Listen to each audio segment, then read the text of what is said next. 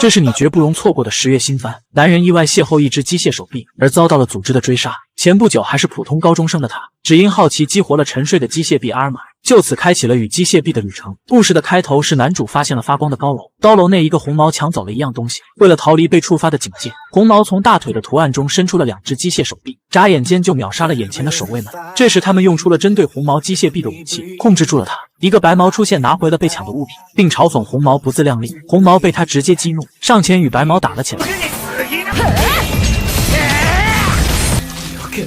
我々の仲間をこいつを捕らえろ。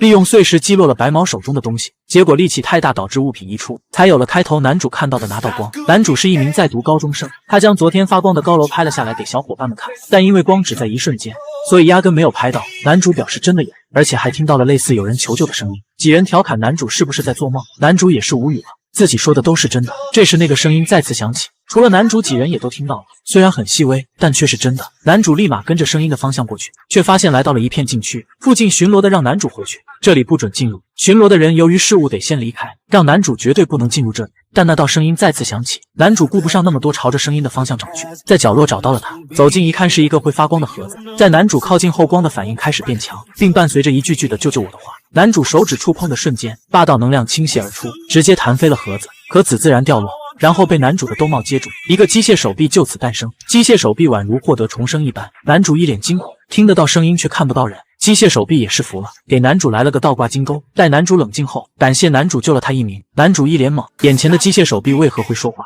而且还是个话痨机械臂？他甚至还忘记了自己的身份。男主让他从自己身上下去，却发现机械臂和自己的衣服融合了。这时一架无人机赫然出现，说着一堆莫名其妙的话。男主没有在意，他准备把机械臂给从自己衣服上卸下。突然飞机伸出锯子，开始追杀男主。男主真是服了，现在是什么情况？难道是这个机械臂的仇人？机械臂表示不认识，并让男主别丢下自己逃跑。男主真是服了他，用他来当人质。好在机械臂真就帮男主挡下了这一击。机械臂让男主别发呆了，又来了好几架无人机，他会掩护男主逃出这里。与此同时，一个组织正在通过监控观察着男主，他们貌似想要抓住男主回来做研究。男主和机械臂没有选择硬刚，机械臂感叹男主的跑步速度不错，男主让他别闹了，问他究竟是个什么玩意，但很遗憾他也记不起自己是谁，只知道男主是一位非常善良的人。男主有点小傲娇，机械臂感谢男主激活了自己，多亏了男主自己才能从方盒形态转变回来。男主不想理他，准备跑路。机械臂试图挽留男主，被男主无情拒绝。身为成年机械臂，要懂得自力更生。结果因为男主的走远，机械臂开始萎了。男主担心他的状况，结果一靠近他又恢复了。意识到自己被耍的男主很生气，结果男主一走他就又萎了。接着男主开始疯狂试探，结果证明只要男主离开一定范围，机械臂就会失去动力。男主真是服了，带着这货无疑会被追杀，但心地善良的他也不会丢下他不管。这时无人机找到了他俩，机械臂为了报恩，表示这次由他来逃跑。男主休息，男主也是服了这个沙雕机械臂。虽然自己年轻，但这个动作对于妖实在伤害太大。与此同时，白毛也找了过来，当然还有红毛。男主已经被追了8条街了。这时红毛推倒了男主，从大腿处抽出了机械臂，立即就将无人机给团灭了，让男主最好别动，将阿尔玛交出来。这时白毛也出现了，他要好好的和红毛算一算昨晚的账。趁他们斗嘴的功夫，男主已经偷偷的从旁边的小巷跑路了。红毛还想追上去，被白毛给打断了。这下红毛也不追了，先好好打一顿白毛再说。男主被无人机撞跑，他开始后悔了，当初就不应该多管闲事。阿尔玛看出了男主的想法，让男主自己逃吧，将他留下，毕竟他们的目标本来就是自己。男主还想狡辩一下。やはり君は優しいのだな。一つだけ思い出したことがある。私はこれ以上優しい誰かが傷つく姿は見たくない。今日のことは全て忘れてなかったことにしてくれ。これ以上手間取らせるな。追いかけっこ。男主想起了论坛中的一句话：什么都没有的我们，做什么都没意义。如果自己现在丢下阿尔玛逃跑，自己才真的会良心不安。眼看男主不投降，红毛准备教训他一顿。阿尔玛让男主相信他，只要2人一心同体，就能神挡杀神。男主让他别口嗨了，你行你上。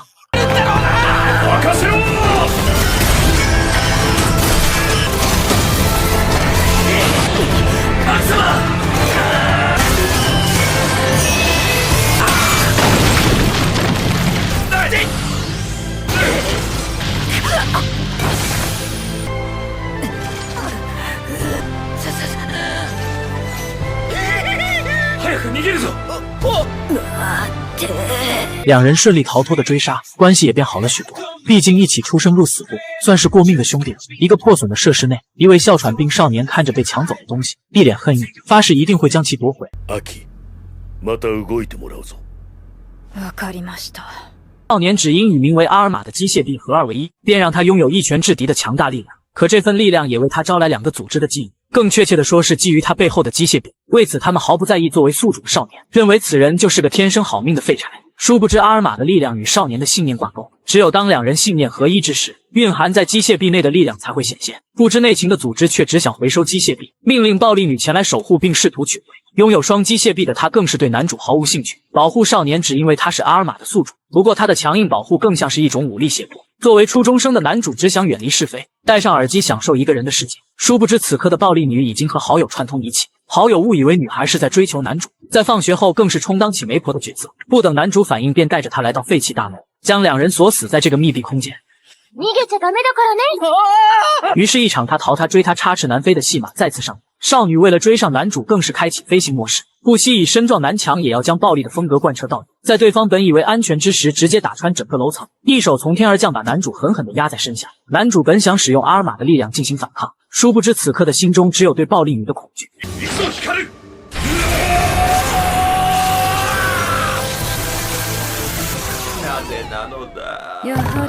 不等对方出手，阿尔玛便自动熄火。这一现象让少女更加确信，男主就是个撞上大运的废柴，打算将他在这里就地处决。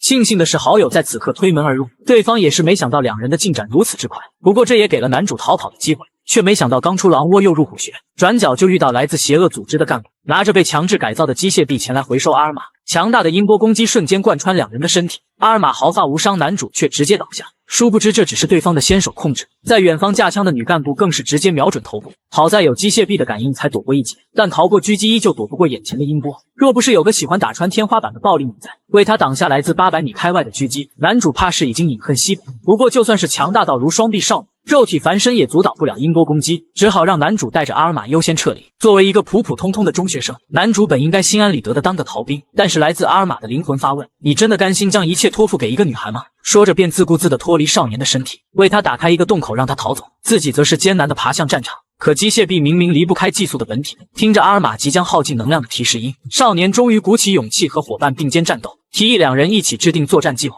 殊不知此刻的少女已经被捕获，对方用着特殊装置将双臂束缚，跟队友会合后只剩下将阿尔玛收入囊中，却没想到弱鸡少年居然敢自投罗网，更是直接对着自己发表胜利宣言。不信邪的干部上来就是一发音波攻击，但怎么也没想到对方真有破解之法。随身携带的降噪耳机成为男主的救命稻草，不过胜利的关键依旧在暴力女身上。男主本想直接抛出阿尔玛帮他脱困，却没想到仅是相隔着这点距离，机械臂就已经失去力量。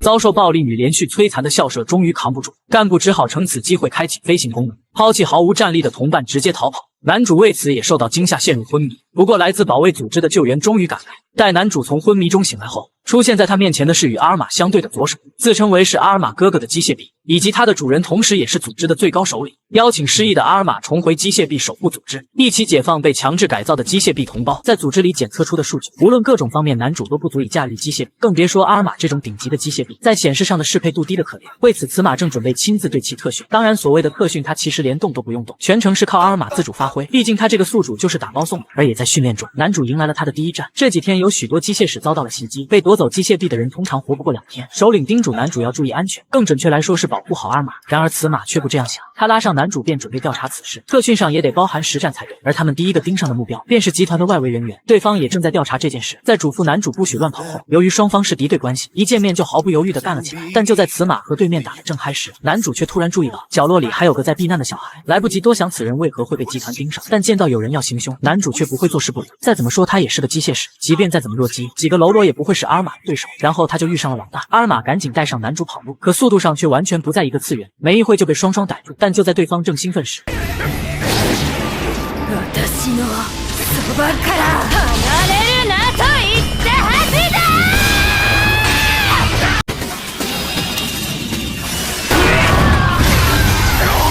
本当に僕らは知らないですって。好在此马来得及时，在果断将这个头目送葬后，接下来便轮到男主。要知道他可叮嘱过别乱跑，只差一点阿尔玛可就被抢走了。知道有多危险吗？早让他别做多余的事。闻言，男主也恼了，既然这么危险，还带他做个球，自己可不陪你玩了。说完便打算各回个家。而在两人闹掰后，浑然不知正有人盯上了他们，亦或者说是机械臂。但就在小绿打算行动时，不料这时此马却发现了他，然而后者却完全不慌，倒是准备连带他也一起解决了。而见此，此马也立刻意识到对方正是掠夺机械臂的始作俑者，但此时得知却为时已晚。而另一边，男主正犹豫要不要道歉，可这时却收到了此马遇害的消息，他的机械臂已经被剥夺了。小绿告诉男主，如果想要此马活下去，那么就前往他指定的地域，用阿尔玛来换。说罢，男主便收到了一个定位，他赶紧向组织汇报情况，可没想到首领却让他待在原地别动，他们会派遣救援队去。而男主的当务之急是保全自身，不让阿尔玛被抢走。男主自然不肯，他当即便选择了赴约。而见到男主真的来了，小绿则压根不打算遵守约定，准备直接抢走阿尔玛。另外，他还听说驾驭阿尔玛的人便能获得最强的肉身力量，倒是想要见识一下。而男主见状却也没有意外，始终他都没有将阿尔玛交出去的想法。干架正巧合了他的心意，要是守约反倒还让他不好办。眼下则只要抢回此马的机械臂就完了。可没想到的是，小绿的实力强得离谱，交战之下他竟完全不是对手。即便是在对方轻敌的情况下，靠阿尔玛的力量偷袭了一手，也依旧打不破小绿的控场，更是在认真状态下。不过片刻他便被死死的压制。随即小绿也不废话，当即将阿尔玛与男主撕扯开来。就在他以为大功告成的时候，このクソみてえな体とも今日でおさらばだぜ。こいつさえあれば俺は。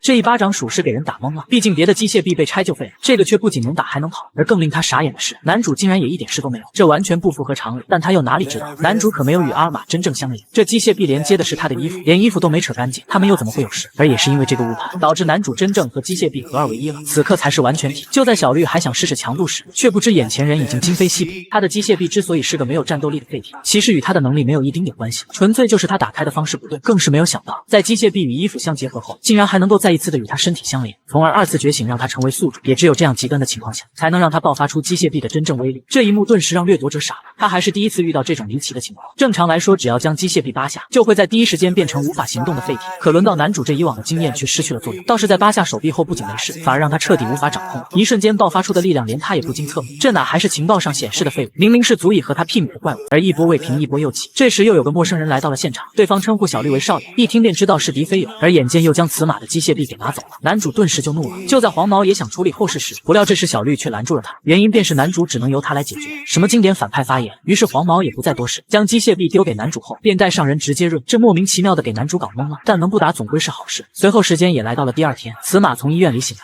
得知是男主救了他后，也终于不摆那副臭脸了。男主此时才知道，原来此马之所以执意调查此事，便是与他家的仇人有关。重行机械臂使是唯一的线索，虽然这次的人不是他的仇人，但总之还是得谢谢男主救了他。私がやる。いや、いいよ、いいって村雨。秋でいい。废柴少年只因继承前代最强之人的机械臂，就让他这个普通中学生有望成为当代最强。可却没想到那位曾一度登顶第一的男人所创立的集团，在他已故后竟沦落为邪恶组织，强行将机械臂改造为毫无思想的战争工具。为此，男主带着伙伴走上了与之对抗的道路。不过自己的废柴形象依旧没有改变，在没有阿尔玛的帮助下，就是个小菜鸟，时不时就沦为队友们的拖油瓶，成为大家重点关注的保护对象。这更是让身为贴身保镖的少女头疼不已。面对只会奴役机械臂却无任何战力的炮灰，还需要自己亲自出马将其制服。在他眼里，男主还是依旧那么废柴。但正当少女放松警惕向组织汇报战果之时，被放倒的炮灰却突然暴起，犹如透支生命一般的发起攻击，一瞬间竟隐隐压制拥有双臂的暴力女。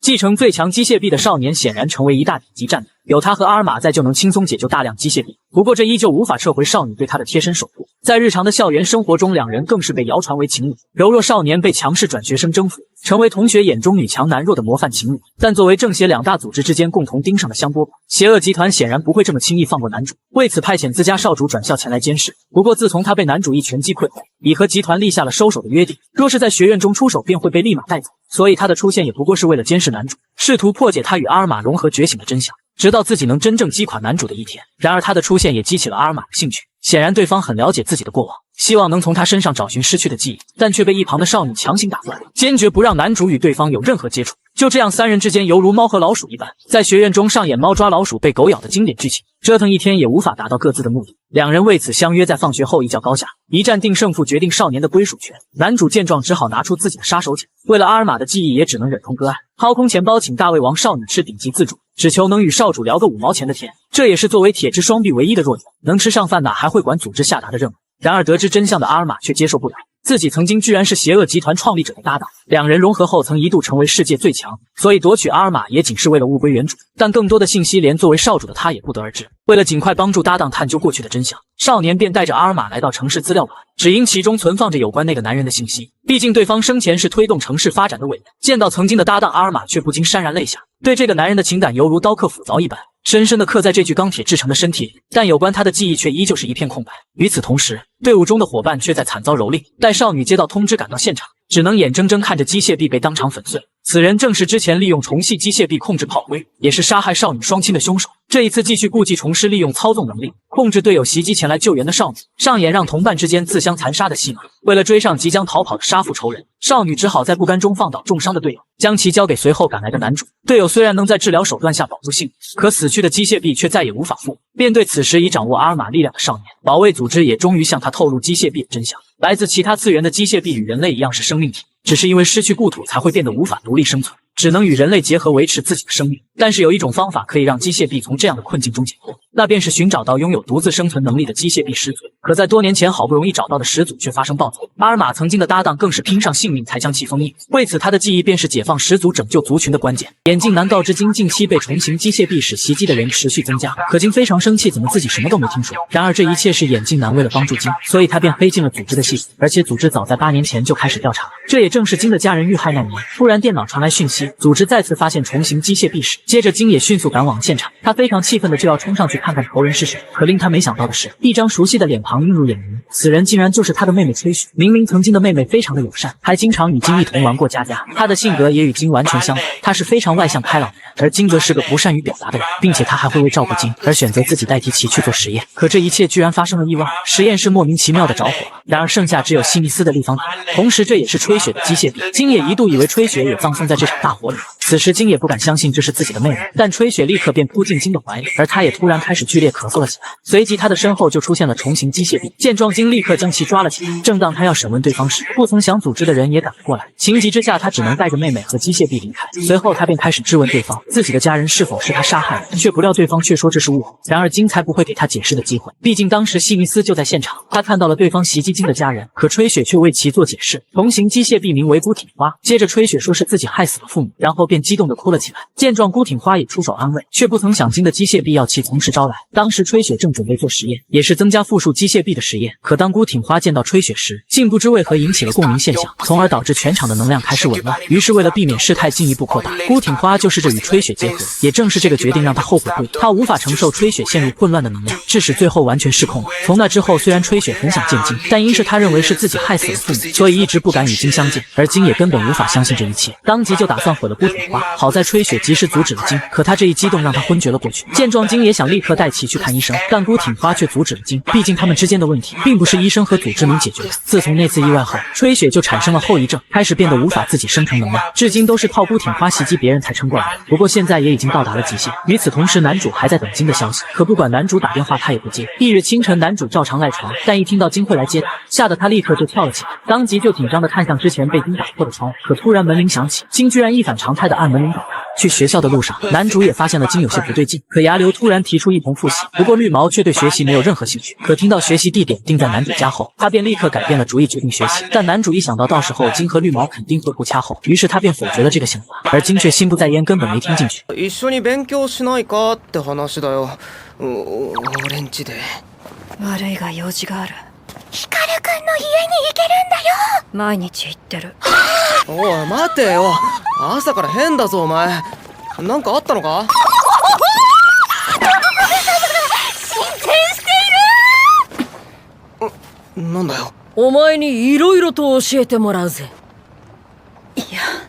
随后金也回去照顾吹雪，通过孤挺花的话得知，他能从别的机械臂里吸收能量，所以才能一直让吹雪支撑到现在。而要让他活下去办法还有一个，那就是牺牲男主的生命。此时城市里不断的有人开始病变，无论是组织的人，亦或是集团的人，都有人发生病变，就连组织的隔离间都不够用了。而男主在与绿毛两人准备去复习时，突然收到了组织的信息，随即他便立刻回到了组织。原来是组织找到了这起事件的主谋者，组织拍到了对方与金接触的影像，所以他们怀疑金也参与了这件事。于是他们准备让男主帮忙抓捕金，而男主却认为金是同伴，不应该这样，却不料统领非常的冷漠，他的观念里所有人都只是利害关系人。气不过的男主立马离开了这里，他准备先他们一步找到金，问出事情始末，但突然眼镜男拦住了他，他为男主提供了一个帮手，没想到是之前来杀男主的人，只不过现在机械臂已经不受鲨鱼纹的干扰，所以他和机械臂影丸的身份断了一截，现在则是影丸占据主导地位。接着他们便开始寻找金的踪迹，却不料突然有人朝他攻击，来人竟是绿毛，可他来并不是为了战斗，而是为了找到男主操控阿尔玛的秘密，所以他要寸步不离的跟着男主。于是阿尔玛就希望绿毛能帮忙找寻金。另一边集团里的人也发现绿毛去找了男主，可集团社长也就是绿毛的哥哥，他认为绿毛的安全并非是集团的优先事项。与此同时，男主等人在寻找金时，却不曾想金却主动出现。どうしても光じゃないとダメなのか。彼の命と引き換えに必ず吹雪を救ってみせます。オッケー。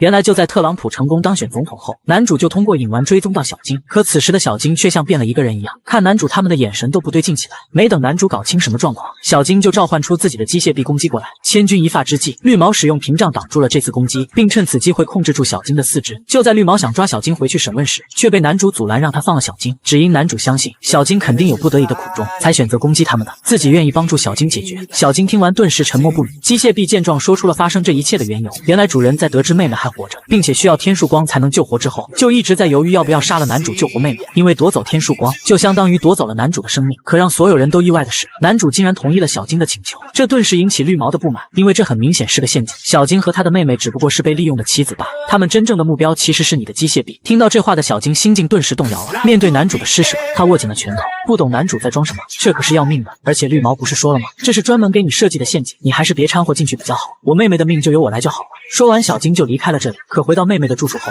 小金却没有脸再面对妹妹，因为他没有完成妹妹的承诺，将男主的天束光带回来。不过他想到一个更好的办法，既然都是需要生命能量继续续命，不如就用自己的命换妹妹命好了，这样问题不就解决了？听完，妹妹却对此冷笑一声。每个人偶都有他的工作方式。说完，就有数名被古形机械臂控制的平民出现。小金这才反应过来，原来绿毛说的话都是真的，自己的妹妹早就被古形机械臂控制，成为一个为了目的不择手段的人偶。见状，古形机械臂也不装了，直接变回原本的形态攻击小金。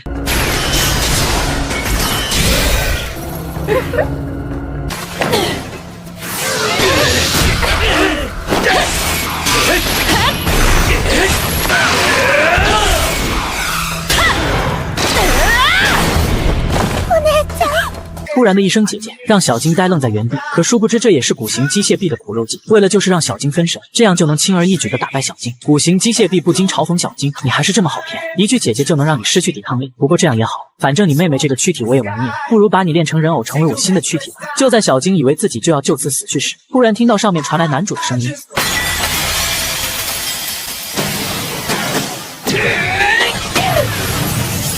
看见男主他们到来，小金却怎么都高兴不起来，因为古形机械臂的目标就是男主，而且仅片刻时间，绿毛就被古形机械臂制服，现在就只剩下男主一个人孤军奋战。而且男主发现自己每被古形机械臂攻击一下，自己的力量就会消失1年。很明显，古形机械臂有吸收自己天束光的能力，不过现在也没有任何办法。现在绿毛和小金两人都被古形机械臂控制住，自己必须拯救他们才行。随即男主和古形机械臂战斗起来，然而就当男主抓到机会攻击古形机械臂的本体时，古形机械臂竟不讲武德的用小金当挡箭牌。让男主不得已停下攻击。骨形机械臂也趁此时机用尾椎插入男主的身体，通过尾椎源源不断吸取男主的生命力。いい加減うっとうしいわね。もうあなたはいらないの。おとなしくしててね、お姉ちゃん。私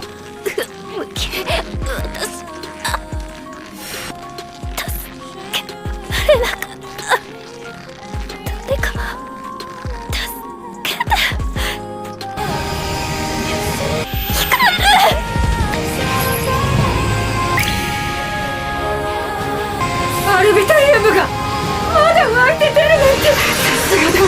このアルビタリウムは全部私のもの。もっともっと私の渇きを満たして。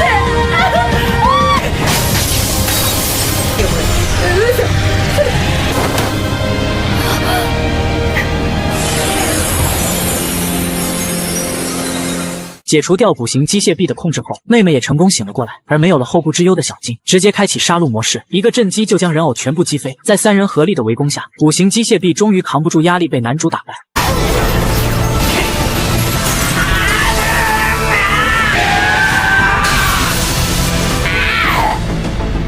前のせいなのに悪夢が死んだのは私たちがこうなってしまったのだ。虽然成功打败了骨形机械臂，但男主却从骨形机械臂口中得知，很久以前阿尔玛害死自己主人巴云的事情。经过此事，男主和小金的生活也重新回到正轨，不过依然还是熟悉的剧情。小金打碎男主家的玻璃，叫男主起床。不同的是，小金经过这次事情后，主动要求男主教他欧拉数理化，只因他想教妹妹一些数学方面的知识，让他以后不至于什么都不会。而且他已经在进行康复训练了，很快就能和我们再次相见。少年本以为与最强机械臂融合后，两人会成为终身绑定的伙伴，只因机械臂一旦与人类融合，便再也离不开为他提供能量的主人。可当阿尔玛在与残杀同类的机械臂一战后，对方死前的怨言勾起他那一度失去的记忆。可恢复记忆后，阿尔玛却默不作声，选择为了少年离开这个相伴至今的搭档。这个决定在周围的伙伴们看来，不过是阿尔玛的任性之举。毕竟一旦离开主人机械臂，便会无法动弹。却没想到阿尔玛这一次是狠下了心，决定彻底消失在少年的面前，直到组织首领向众人说明真相。阿尔玛身为最强机械臂，本身就自带续航能力，伴随着记忆的回复，这项能力也得以重启。为此，失去阿尔玛的少年已然是一介平民，被首领当场赶出机械臂保卫组织。可与阿尔玛一起战斗至今的男主，怎能抛下对方接受这样的结局？面对如此执着的少年，阿尔玛的哥哥只好说出当年的真相。原来在很久以前，机械臂一族的故乡面临能源危机，为此只好听从族中的传说，前往地球向机械臂始祖寻求救赎。可来到地球的他们因为能源不足陷入沉睡，只有阿尔玛意外的与那个男人相遇。男人为了保护即将被掩埋的机械臂，不得已让自己深陷于坍塌的瓦砾之中。但就算是面对如此困境，男人凭借不屈的意志释放出生命能量，与阿尔玛产生共鸣，完成融合。待哥哥从沉睡中醒来，发现机械臂一族已经通过与人类结合，获得支撑他们生活在地球上的能量，并一同寻找到机械臂的始祖奥德拉，只剩下将他唤醒便能解放整个族群。可就是在众人离成功仅差一步之时，奥德拉却在觉醒中发生暴走，外泄出强大能量，瞬间淹没整个试验场。始祖犹如怪物一般进行着无差别攻击，面对如此场景，连阿尔玛都不禁感到害怕。殊不知身旁这个比自己脆弱百倍的人，却在此刻站了出来，让阿尔玛只管向前攻击，剩下来的就交给自己。这番话瞬间给予阿尔玛无限的勇气。意念合一的两人开启最强形态，一飞冲天，但在暴走的始祖机械臂面前，连最强机械臂都无法轻易靠近。不过作为第一个能激活阿尔玛的男人，心中最不过缺的便是一往无前的勇气。若前方没有通向胜利的道路，那便用勇气创造出前进之路。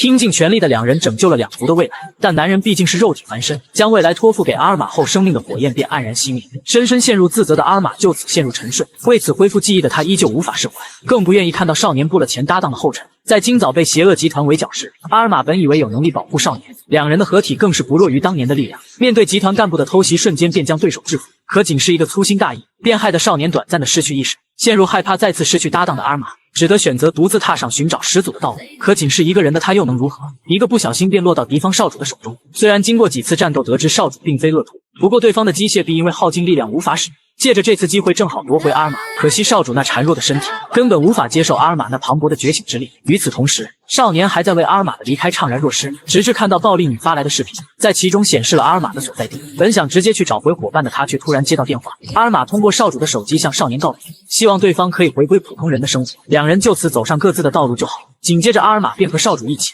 回到前搭档创立的集团之中。少年此刻却在房顶发呆，陷入被抛弃的漩涡中无法自拔。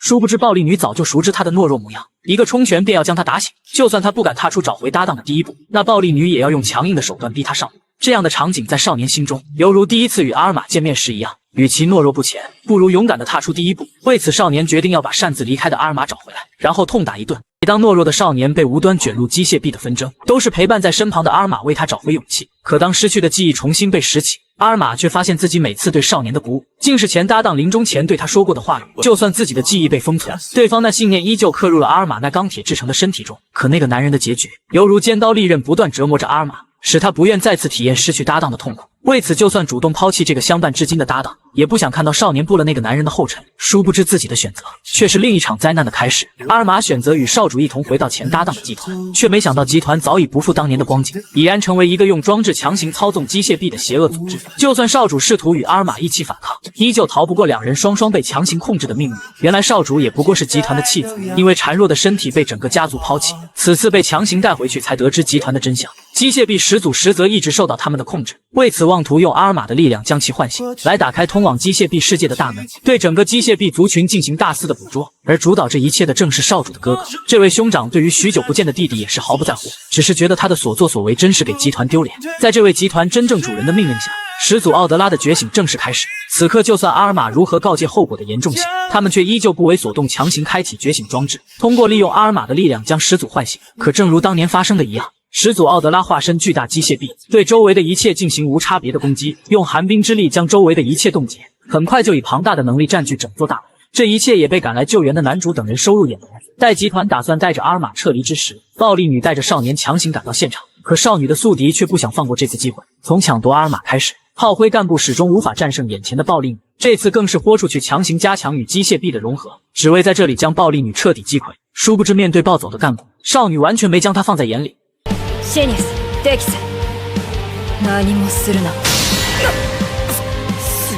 干部也是没想到，对方仅凭人力便抵挡住自己的机械臂，却没想到自己这种半吊子的举动，在少女眼里根本无法发挥机械臂真正的力量。一个只会躲在武器后面的士兵，终究只能算作三流，被少女的铁质双臂瞬间斩杀。但这里毕竟是对方的老巢，干部的顶头上司在一旁目睹了一切，夸赞少女不愧是让人闻风丧胆的双臂使用者。但不等他把话说完，暴力女便直接向他袭来。却没想到，比起刚才的半吊子，这位虽然同样是机械臂控制者，却将被操控的武器运用自如，不弱于与双臂完美融合的暴力女。但他的目的却不是和对方一较高下，只是给集团大部队的撤离做垫后。在扛住暴力女的一波攻势后，便直接离去。与此同时，被暴力女抛出的男主直直的飞向集团飞船，上去还没从刺激的抛物运动中缓过来，便直接遭到对方枪林弹雨的洗礼。就在这一筹莫展之际，少年为了救回阿尔玛，选择直接站了出来。原来是一旁的小音波偷偷绕后，为少年争取片刻的时间，待对方从干扰中挣脱。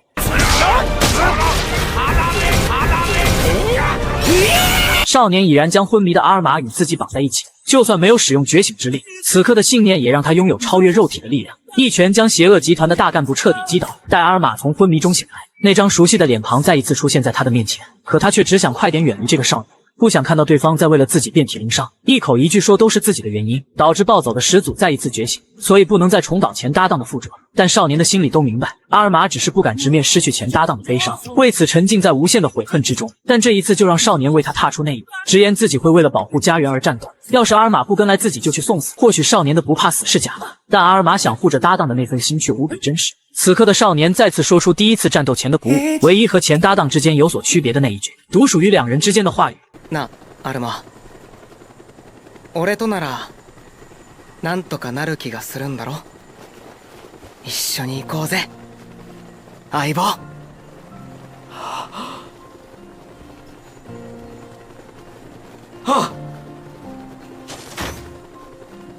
此次事件的幕后黑手终于现身，此人正是保卫组织的神秘首领，同时也是那位已故的前代最强这次的始祖暴走正是由他亲手策划。对比起100年前的初次暴走，如今的始祖与邪恶集团大楼完全融合，爆发出让旁人无法接近的力量，体内的生命能源更是浓稠到可以化作实体攻击，就连觉醒形态的少年也只能退避锋芒，无法通过阿尔玛的机动性接近对方，一旦靠近就会遭到来自全方位的晶体攻击。孤身作战的少年只好寻求暴力女的掩护，促成集团和组织的首次合作，用远程大炮为少年打掩护，分散始祖的注意，制造出接近他的机会。殊不知仅凭阿尔玛1段觉醒的力量，根本无法封印吞噬整座大楼的始祖，反而使自身被强大的火力锁定。就在男主即将被击中之时，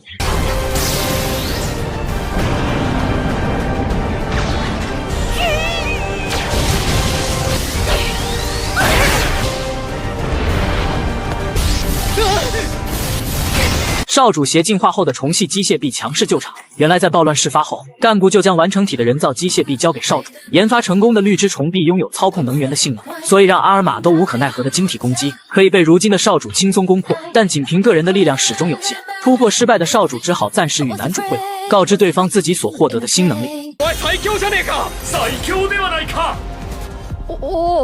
まあな。在团队的分析下，少主的到来终于凑齐最后一块胜利的拼盘，那就让这位始祖见识一下新时代中最强两人联起手来的实力。少主先行释放所有锁链，将始祖禁锢，再由男主将对方的中枢摧毁。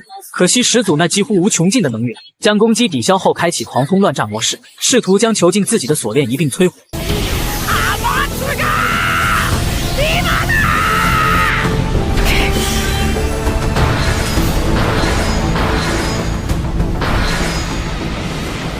此刻，阿尔玛的觉醒正式进入第2阶段，化身巨人之拳将所有事物笼罩。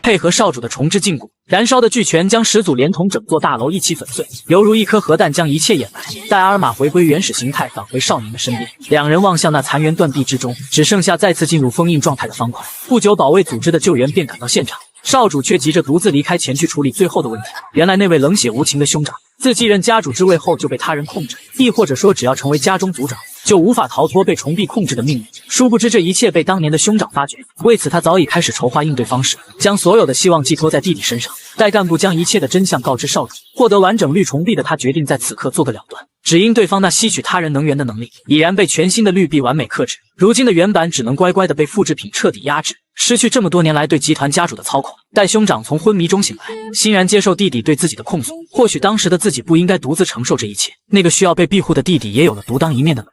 但此刻还不是皆大欢喜的时候。直言集团真正的敌人并非只是被根除的重臂。与此同时，组织首领来到少年与阿尔玛的面前，二话不说用装置将阿尔玛束缚，摘下那掩盖真相的面具，露出那张让阿尔玛无比熟悉的脸庞。然而阿尔玛的哥哥却在一旁默不作声。少年与搭档机械臂进入2段觉醒，将暴走的机械臂始祖再次封印之后，隐藏在2大组织背后的罪魁祸首才终于显现。可任谁也没有想到，出现在他们面前的前代最强之人，竟只是一具被操控了上百年的尸体。而操控这一切的真正幕后黑手，则是一旁默默无闻的机械臂。身为阿尔玛哥哥的菲斯特，原来在始祖初次暴走之时，两兄弟便一同接受了始祖的洗礼，进化出可以独立生存的能力。但经过当年的事件后，与热爱人类的阿尔玛不同，菲斯特早已厌烦依赖于人类这种脆弱生命。但为了让族群不再受制于人，甚至凌驾于所有物种之上，菲斯特便借着这个男人的身体潜伏于人类之中，只为在此刻将始祖和阿尔玛据为己有，无视弟弟那份不愿牺牲人类的心情。やはりお前は人間に影響を受けすぎている。残念だ、弟よ。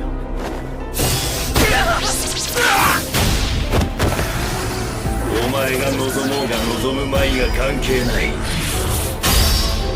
もう一度トリガーアームとしてオルデラの封印を解いてもらうぞ。失去阿尔玛的少年再无反抗之力，甚至都无法让菲斯特正眼相待，只能眼睁睁看着对方走向被封印的始祖。但就连这个假扮人类多年的机械臂也忘了，阿尔玛之所以重视身为伙伴的人类，正是因为人类之间的羁绊往往能在绝境之中化作力量。所以这个被他视作为蝼蚁的少年，不仅没有被同伴们抛弃，反而和两人一起再次来到他的面前，试图从他手中夺回被控制的阿尔玛。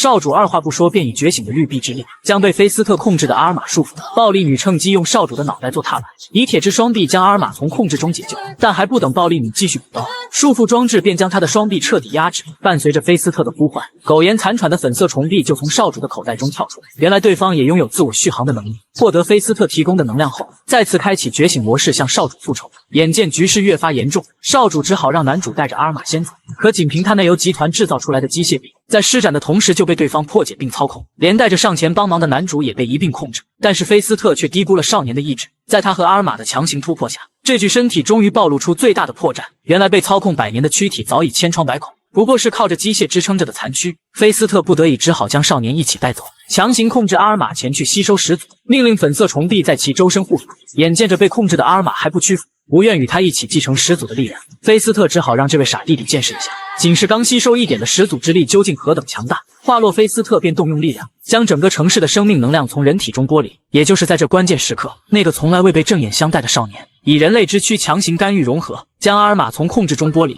狗急跳墙的菲斯特再也无法容忍，决定就地处决这个不听话的弟弟。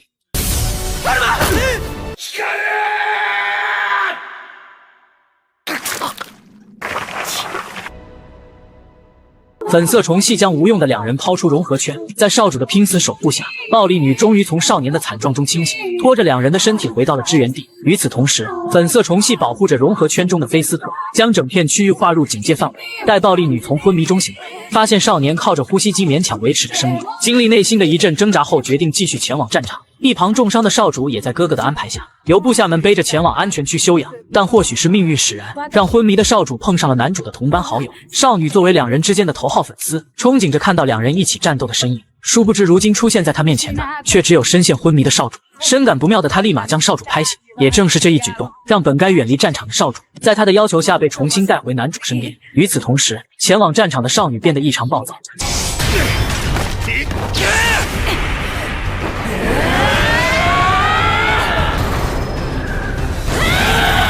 仅是一击便将粉色虫系斩于马下，可吸收一丝始祖之力的虫系不仅毫发无伤，还从这次交手中感受到对方的愤怒。嘲讽少女再一次失去重要之人，趁着他失神之际立马将其击飞，却特意手下留情，只为用言语一点点摧毁少女的内心。但还未嚣张多久，曾经受他控制的妹妹便赶到现场，姐妹两人一同操控铁之双臂，将这些年所忍受的痛苦以最后的方式全部还给对方。但随着时间的流逝，菲斯特与始祖的融合终于完成，冲破融合光圈出现在众人的面前。与此同时，少年在梦中再一次回到与阿尔玛相遇的夜晚，听到阿尔玛向他发出的求救声，但现实中的他心脏却停止了跳动。